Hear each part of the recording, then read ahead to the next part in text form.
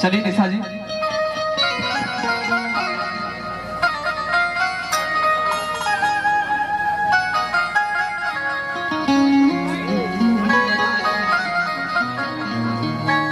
Hello hello hello hello. आज आप सभी तमाम जितने भी हमारे दर्शक हैं, जितने भी हमारे श्रोतागण हैं, आप सभी तमाम जनता जनार्दन को, आप सभी तमाम श्रोतागणों को, आप सबके अपने निशा उपाध्याय का यहीं से हाथ जोड़ करके प्रणाम है। एक ताली बजा करके अपना आशीर्वाद दे दीजिए, क्योंकि बहुत सौभाग्य होता है हम सभी कलाकारों के लिए कि आप लोगों से मिलने का मौका मिलता है, और ये सौभाग्य हमारे हिमांशु जी के कारण मिला है। अभिषेक जी, सनी जी, विक्की जी, प्रशांत जी, जितने भी हमारे इस कार्यकर्ता के कमेटी लोग हैं, जितने भी कार्यकर्ता लोग हैं, सबको बहुत बहुत आभार प्रकट की आप सभी के चाहने से आज यहाँ पर कार्यक्रम हो रहा है और मैं आई हूँ, उपस्थित हूँ। और जितने भी हमारे श्रोतागण, जितने भी हमारे जनता जनार्दन है, पूरे म्यूजिशियन लोगों को, साउंड वाले भैया को, सबको निशा का प्रणाम है। आइए माँ के दरबार में चलना है, कहना है।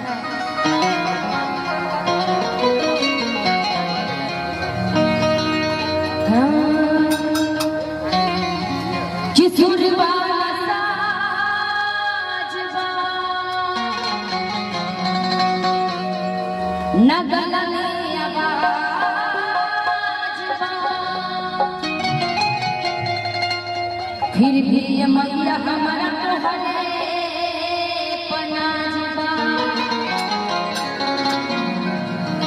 जी जानता कि मैया तू तो बड़ भोली हो, आ सबके घर खाली झोली हो। क्या बात है साउंड वाले भैया, बड़ी मस्त साउंड। एक बार ताली बजा दीजिए साउंड वाले भैया के, क्योंकि कंटिन्यू एक एक दिन में 4-4, 5-5 प्रोग्राम में चल रहा है, और आप सबकी आशीर्वाद है, प्यार है कि यहाँ पे उपस्थित हूँ। आप सबसे कोई त्रुटि हो तो आप सब माफ करिएगा। और जितनी भी हमारे जनता जनार्दन है, एक औरत माँ के दरबार में जाती है, माँ से निहोरा लगाती है कि माँ, एक औरत होने के नाते, एक बेटी होने के नाते माँ, मेरा इतना ही फर्ज बनता है, मेरा इतना ही फर्ज बनता है कि माँ मैं आपके दरबार में आई हूँ। जब मैं ससुराल जाऊँ तो मेरे सास ससुर को बनाए रखना, मेरे देवर को बनाए रखना, मेरी ननद को बनाए रखना, और जब मैं अपने मायके जाऊँ तो मेरी माँ बाप भाई बहन को सदैव सलामत रखना। एक बेटी होने के नाते मेरी आपसे इतनी ही विनती है माँ, और बड़ी प्यार से माँ से विनती लगाती है और कहती है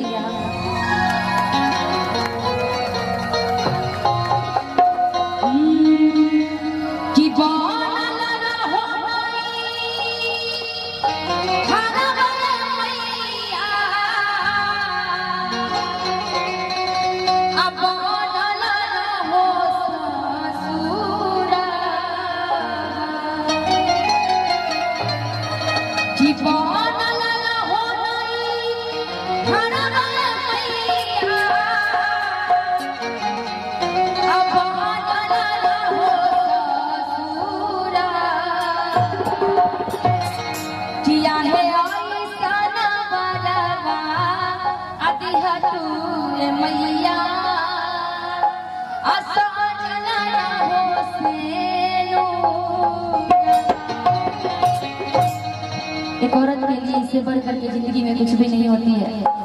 जिसके घर में बेटियां होती है, जिसके घर में माँ बहन होती है, वो बहुत सौभाग्यशाली होती है।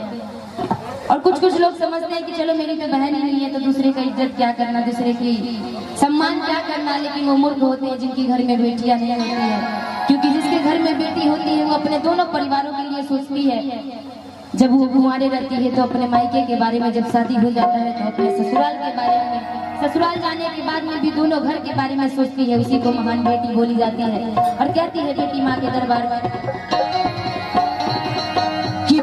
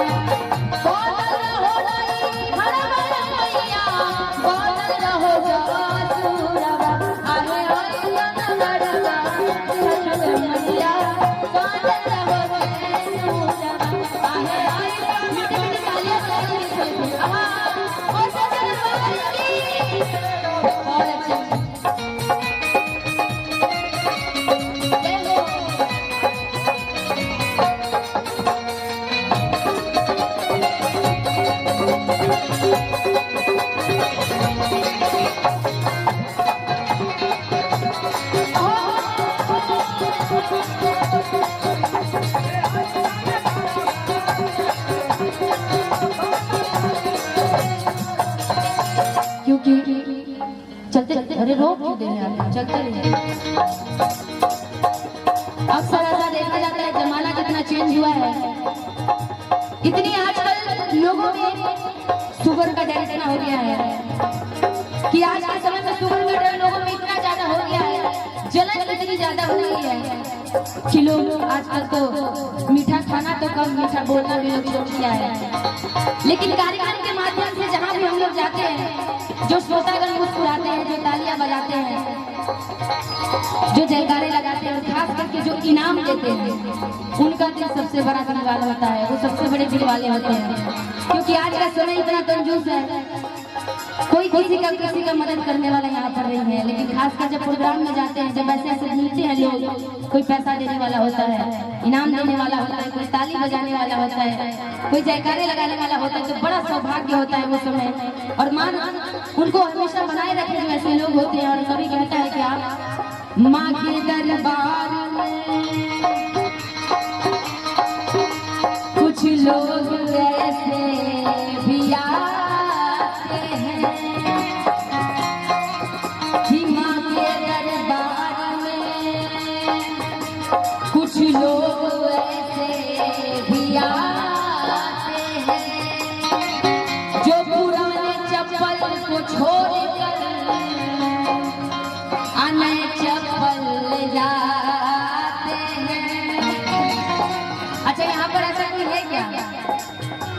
अच्छा, सभी समझदार है। अक्सर ऐसा होता है, उनको किसी से मतलब नहीं होता है, वो सोचते हैं कि अच्छा चलो निशा उपाध्याय ये गाना गा रही है, गाने तो वो पैसे से आई होगी, उसका मतलब है गाना गाना गाएगी चली जाएगी। किसी को किसी से मतलब नहीं होता। लेकिन जो माँ के दरबार में होते हैं, जो सच्चे होते हैं, दिल के सच्चे और अच्छे होते हैं, वही ऐसे होते हैं।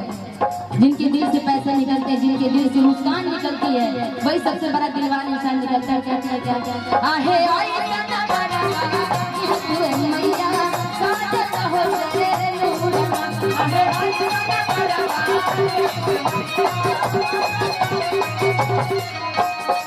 हथबा में ले ले बनी आ पूजा के थारिया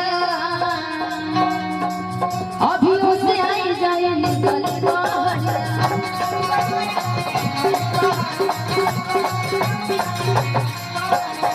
हथबा में ले ले बनी पूजा के थारिया अभी उसे आई जाए निकल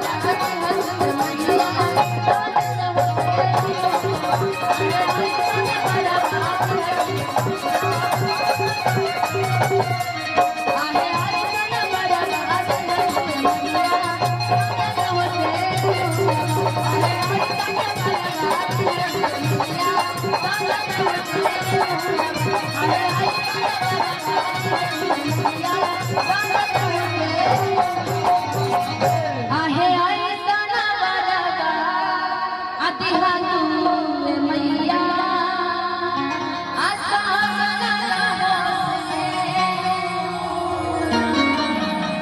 एक बार मान के लिए तालियां बजा लीजिए आप लोग। और बहुत बहुत धन्यवाद आप सभी तमाम जितने भी हमारे यहाँ अतिथि